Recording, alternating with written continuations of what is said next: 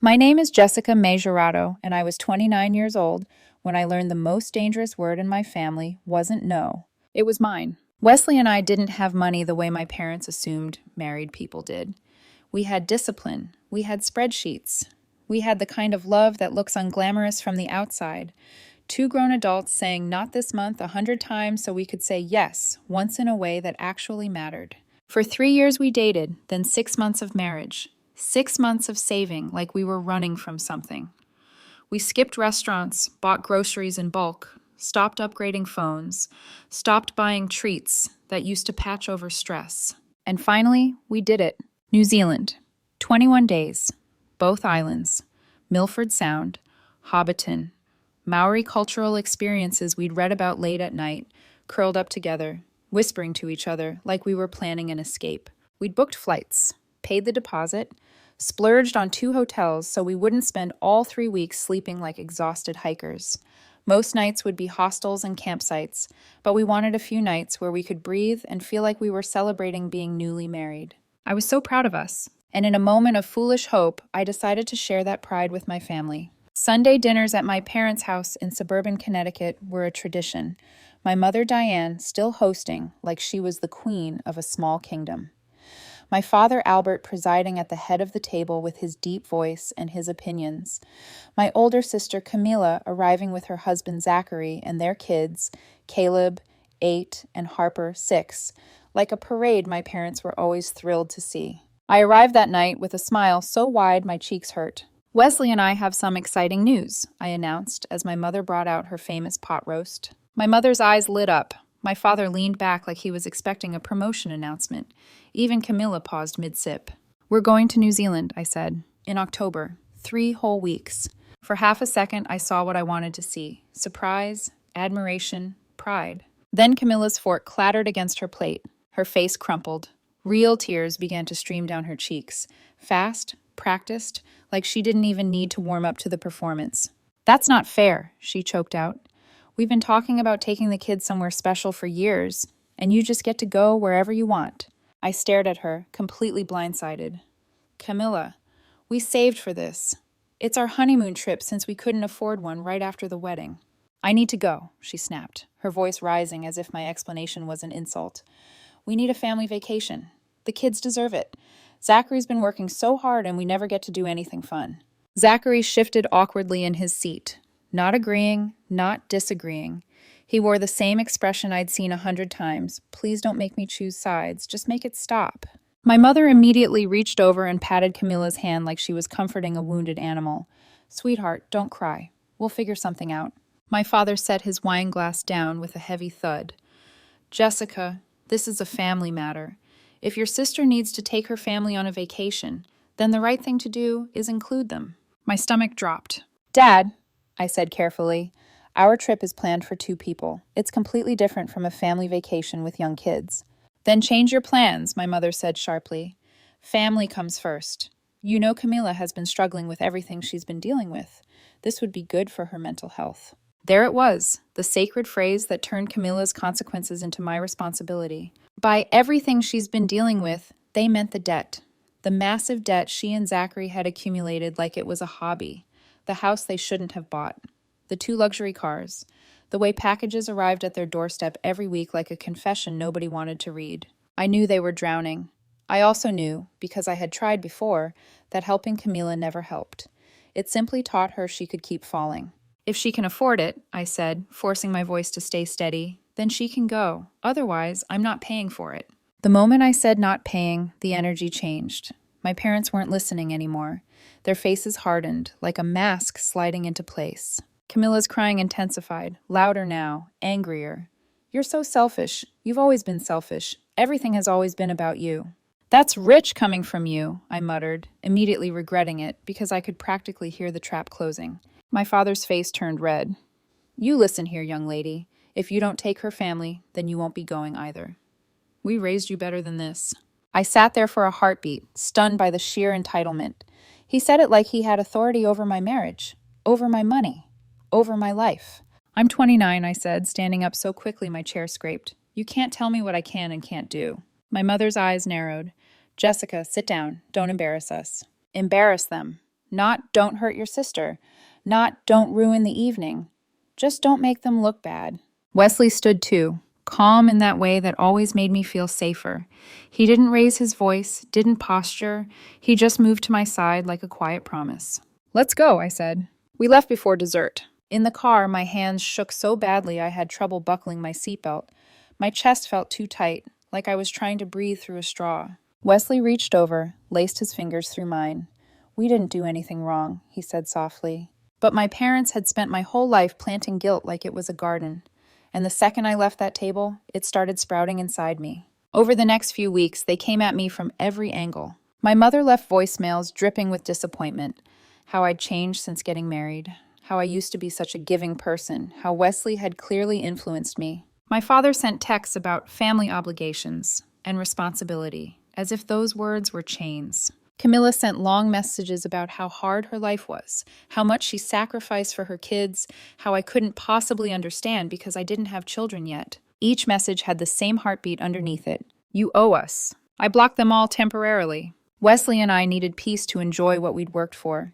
We needed to be able to look at a map without a guilt trip crawling across the screen. We needed to laugh without hearing Camilla's sobs in the background. For a while, blocking them felt like exhaling after holding my breath for years. Then things got quiet. Too quiet. And in that silence, like the calm right before a storm, something cold settled in my gut. A feeling I couldn't name yet. A warning. I didn't know then that they weren't giving up. They were planning. The quiet lasted almost a month. At first, I told myself it was a blessing. No guilt-soaked voicemails. No passive-aggressive texts. No emotional hostage-taking disguised as concern. Wesley and I fell back into our routines. Work during the day, spreadsheets at night, talking about trails and ferry routes and which camera lens to bring. But beneath it all, I felt watched, like the silence wasn't peace, but preparation. The call came on a Tuesday afternoon while I was at my desk, halfway through responding to emails. I almost didn't answer because I didn't recognize the number. "Hi, Jessica, this is Steve, your building's property manager." My stomach tightened immediately. "Is something wrong?" "Well," he said slowly, professionally, "I'm calling because we've received notice that your apartment has been sold. The new owners are planning to move in by the end of next month, so we need to discuss your lease transition." I laughed once, sharp and hollow.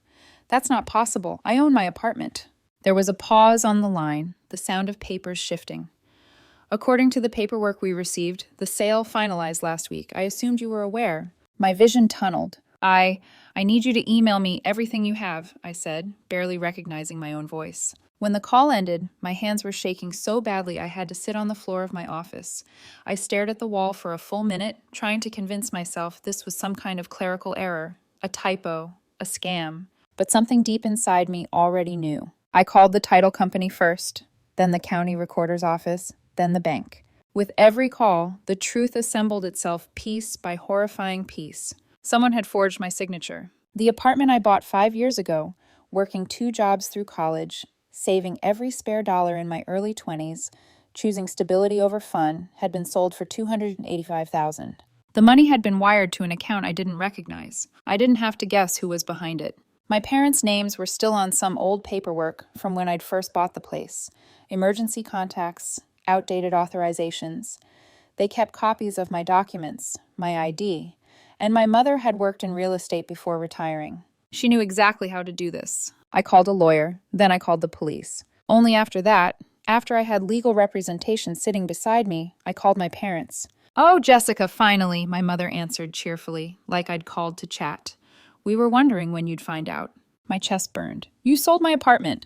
"We made an executive decision," she said calmly. "You refused to do the right thing." "You committed fraud," I said, my voice eerily steady. "You forged my signature." "Oh, don't be so dramatic," she scoffed. "We're your parents." My father took the phone. "Camilla needed help. You had that apartment just sitting there, and you're married now. You'll be moving in with Wesley anyway." "Where did the money go?" I asked. He didn't hesitate. "We paid off Camilla's credit card debt. She owed over $300,000. The interest alone was killing them." I closed my eyes. "I'm your daughter, too." "Yes," my mother said, cutting back in. "And you're doing just fine. Wesley has a good job. You don't need that apartment." There was a rustling sound, laughter in the background. "And since you refused to take them to New Zealand," she continued brightly, "we bought tickets for Camilla and her family instead. They're going to Disneyland. first class, a week at the Grand Californian, and we set up a $20,000 shopping fund for her. I felt like I was underwater. That was my home, I whispered. My money. You should have listened to us, my father snapped. This is what happens when you don't put family first. More laughter filtered through the phone. Camilla's voice cut in, sharp with triumph. That's hilarious, isn't it? Little Jessica finally learning the world doesn't revolve around her. Something inside me went quiet. Not numb. Clear. I smiled, genuinely smiled. What's so funny? My father demanded. Why are you quiet? Do you even understand what we've done? The apartment you sold, I said lightly, wasn't mine. Silence. What? My mother's voice wavered. I transferred ownership to Wesley 6 months ago, right after we got married. Tax purposes, estate planning, boring married people stuff, and the deed changed in January. That's impossible, Camilla hissed. You're lying. Call the title company, I said. Ask whose name is on the deed. I waited. I heard frantic whispering, keyboard clicking, the confidence draining from their voices minute by minute. There's been a mistake, my father finally said, his voice shaking. We can fix this. We'll return the money. What money? I asked. You paid off Camilla's debt. You spent the rest. Even if you sold everything you own, you couldn't repay Wesley the purchase price, let alone damages. We're family, my mother pleaded. We can work this out. Wesley's lawyer is filing criminal charges, I said calmly. Real estate fraud over $250,000 is a federal offense. You wouldn't do this to us, Camilla whispered, terror creeping in. I wouldn't have, I said, but you laughed. You celebrated stealing from me. When I hung up, Wesley was standing in the doorway, his expression unreadable. How did it go? He asked. They're panicking, I said. They finally understand. He wrapped his arms around me. I'm sorry. I know they're your family. They stopped being my family when they stole from us, I said quietly. That night his fury was ice cold, controlled, calculating. Nobody steals from us and gets away with it, he said. And for the first time in my life, I didn't feel guilty for letting consequences begin. The morning after that phone call, my parents' silence broke, not with apologies, but with desperation. My phone lit up nonstop. Voicemails from my mother, her voice trembling now, not authoritative. She talked about stress, about how my father hadn't slept, about how this was all getting blown out of proportion. She kept using the word mistake, as if forgery, fraud, and theft were clerical errors you fixed with a correction fluid. My father sent texts full of capital letters. This has gone too far. Family does not involve police. You are destroying us. Camilla's messages were longer, more theatrical. Paragraphs and paragraphs about how hard her life was, how debt collectors were calling nonstop, how Zachary was barely holding on, how the kids were confused and scared and asking questions. Each message ended the same way. How can you live with yourself? I didn't respond to any of them. Wesley's lawyer moved quickly. Police reports were filed. The title company launched a formal investigation. The buyers of the apartment, an older couple who'd paid in good faith, were furious and preparing their own lawsuit. The situation stopped being a family disagreement and became what it had always been, a crime. That didn't stop my parents from trying every emotional backdoor they could find. They showed up at Wesley's apartment unannounced. Security turned them away. They tried calling my office. I warned the front desk. They sent emails, then letters. Then they escalated. One afternoon, I opened my voicemail to find a message from Pastor Robert, the man who had baptized Camilla's kids and officiated her wedding. Jessica, he said gently, your parents are devastated. They made a poor judgment call, but surely you can find mercy in your heart. Holding on to anger will only poison your soul. The Bible teaches forgiveness. I deleted the message without replying. The same church that had thrown Camilla baby showers and praised her family from the pulpit had barely noticed me my entire life. Now they wanted to lecture me about grace. My mother's emails became frantic. She described chest pains, sleepless nights, panic attacks. She listed every birthday party they'd hosted for me, every school event they'd attended, like 18 years of basic parenting erased stealing my home. Then Camilla sent a video. She was crying, makeup streaked down her face. Caleb and Harper hovered behind her, confused and wide-eyed. Please, Jess, she sobbed. Look at them. You're going to take their grandparents away. You're going to take their mother away. Is that what you want? I watched it 3 times. By the third, I was shaking. Wesley found me sitting on the edge of the bed, phone clenched in my hand, tears running silently down my face. Hey, he said softly, sitting beside me. This isn't your fault. They're making me feel like a monster, I whispered. That's what manipulative people do, he said firmly. They flip the script so you're the villain for not absorbing the damage. I nodded, even though part of me still wanted to run back and fix everything. Years of conditioning don't disappear overnight. The breaking point came 3 days later. I was in a meeting when my assistant knocked urgently. I'm so sorry to interrupt, she said, but there's a woman in the lobby causing a scene. She says she's your sister and refuses to leave. My stomach dropped. I excused myself and walked out to find Camilla standing in the reception area, her voice echoing across the office. You can't hide from me forever, she shouted. We're family. You owe us. Every head turned. Lower your voice, I said quietly. You're embarrassing yourself. I'm embarrassing myself? She laughed hysterically. You're trying to put our parents in prison. You need to leave, I said. Not until you drop this ridiculous lawsuit, she snapped. We said we're sorry. What more do you want? I want you to face the consequences of stealing nearly $300,000 from my husband. Her eyes narrowed. It was your apartment. You're married now. What's his is yours, and what's yours is his, right? The logic was so warped I almost laughed. That's not how the law works, I said. And even if it were, you still had no right. I'm drowning, Jess, she whispered suddenly, her voice breaking. The debt collectors won't stop calling. Zachary's talking about leaving me. I can't sleep. I need help. You needed help years ago, I said quietly. Before the debt, before the house, before Mom and Dad bailed you out every time. Security arrived then. 2 men who politely but firmly took her by the arms. She screamed as they escorted her out. You're going to regret this. You're a terrible sister. I hate you. When the doors closed behind her, the office was silent. My boss, Mr. Lawson, stepped out of his office. If you need time off, he said gently, or additional security, let us know. The fact that my workplace was offering to protect me from my own family felt surreal. That evening, Wesley and I met with his lawyer again. The findings were devastating. My mother hadn't just forged my signature, she'd forged Wesley's on multiple documents. She'd lied to the title company, claiming we were traveling abroad and had authorized her to act on our behalf. The prosecutor is calling this one of the clearest fraud cases she's seen, the lawyer said. Your mother's real estate background makes it worse. This was calculated. What about my parents? I asked. 5 to 10 years for your mother, 3 to 7 for your father. Financial restitution for life. And Camilla? Accessory after the fact, 2 to 5 years. The room spun. Wesley reached for my hand. What's the best case scenario? Prison, the lawyer said bluntly, unless there's a plea deal. I thought of Caleb and Harper. Foster care, courtrooms, visiting rooms. That night I cried harder than I had in years. Not because I was wrong, but because consequences don't care who they crush along the way. The night after the lawyer laid out the sentences, numbers that sounded unreal until you imagined them measured in birthdays missed and childhoods interrupted, I didn't sleep. I lay awake staring at the ceiling, seeing Caleb's freckled face in my mind, hearing Harper's laugh. I thought about foster homes I'd volunteered in during college. Some were warm, some were nightmares. All of them existed because adults made choices children had no control over.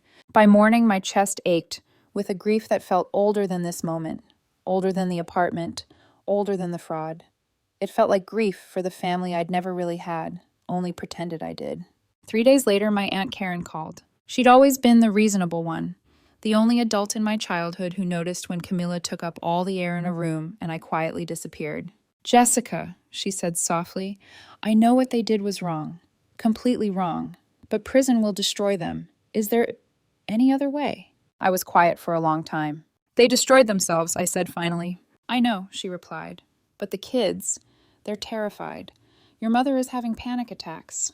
Your father's blood pressure is through the roof. Camilla tried to hurt herself. My heart clenched, but my resolve didn't break. It wasn't a misunderstanding, I said. They didn't slip, they didn't trip, they stole my home and laughed about it. Karen sighed. What do you want, Jess? Really? I thought about that question all day. What I wanted wasn't revenge. It wasn't prison. It wasn't watching my parents age behind bars or my sister collapse completely. I want them to understand, I said slowly. I want accountability. I want restitution, even if it takes their entire lives. And I want real change, not tears when they're scared. Karen hesitated. If Wesley were willing to consider a settlement instead of criminal charges, Wesley decides, I said, not me. That night, I told Wesley everything. He listened without interrupting, his jaw tight. I hate what they did to you, he said finally. I hate that they thought they could take from us and laugh, but prison won't undo the damage. It will just create more. So what are you saying? I asked. I'm saying if they accept real consequences, harsh ones, I'll consider a settlement. One chance, no forgiveness clause, no emotional loopholes. His lawyer drafted what he called a settlement agreement. It felt more like a sentence. My parents would deed their house to Wesley. Their retirement accounts would be transferred into a trust. They would pay monthly restitution for 20 years. Camilla and Zachary would contribute as well. Mandatory financial counseling, mandatory therapy. No contact with us unless we initiated it. One violation and criminal prosecution would resume immediately. When we met in the neutral office, my parents looked like strangers. Older, smaller, stripped of authority. Camilla's eyes were swollen. Zachary stared at the floor. This is your only option, the lawyer said. Sign, or we proceed. My mother reached for my hand. I pulled away. I'm sorry, she whispered. We were horribly wrong. I know, I said, but sorry doesn't give me back my sense of safety. They signed. All of them. The house transfer happened immediately. My parents became tenants in the home they once controlled. My father took a part-time job at a hardware store. My mother sold jewelry, furniture, heirlooms. Camilla and Zachary sold their cars, moved into a small apartment, picked up second jobs. And still, somehow, I didn't feel victorious. I felt hollow. Over the next year, they paid every month. They attended every therapy session. They respected the boundary of silence. Through Karen, I heard updates. My mother confronting decades of favoritism. My father learning to stop avoiding conflict.